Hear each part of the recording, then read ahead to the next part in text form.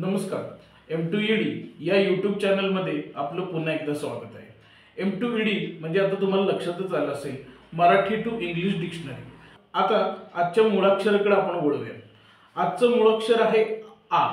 आ या मूळाक्षरावरून मी आजचा शब्द निवडला आहे, म्हणजे तो म्हणजे आधारस्तंभ। आता आधारस्तंभ म्हणजे काय? आपल्या आयुष्यात असलेली एखादी व्यक्ती किंवा एखादी गोष्ट सगळ्यांना सपोर्ट करते, त्याला आपण आधारस्तंभ असं म्हणतो। आता आधारस्तंभाला मी इंग्रजीमध्ये काय काय म्हणतात ते मी सांगतो। A pillar, support, backbone, strength, mainstay. आता आधारस्तंभ मराठीमध्ये कसं लिहायचं ते मी तुम्हाला सांगतो। आधार स्तंभ। आता आपण इंग्लिश मधले शब्द जाणून घेऊया।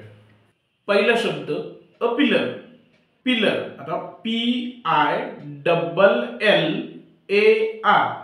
पिलर, खूप सोपं स्पेलिंग आहे। आता दुसरा स्पेलिंग घेऊया। दुसरा शब्द होता सपोर्ट, SUPPORT सपोर्ट। आता तिसरा शब्द घेऊया बॅकबोन। बॅकबोनचं स्पेलिंग सांगतो, BACKBONE बॅकबोन। चौथा आहे स्ट्रेंथ।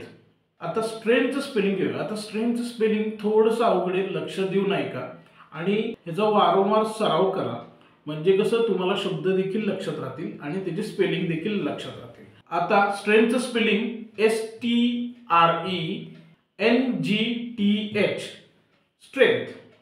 पाचवा शब्द मेनस्टे। मेनस्टेचं स्पेलिंग घेऊया, MAINSTAY मेनस्टे। बघितलं किती फोड केली की आपल्याला स्पेलिंग मिळून जाते। तर तुम्हाला स्पेलिंग जर अवघड वाटत असेल किंवा स्पेलिंग लक्षात राहत नसेल तर हा व्हिडिओ परत एकदा बघा आणि माझ्याबरोबर म्हणलात तरी चालेल, म्हणजे तुमचे स्पेलिंगही लक्षात राहील आणि जिथं तुम्ही लिहाल तिथं तुमचं स्पेलिंग चुकणार नाही।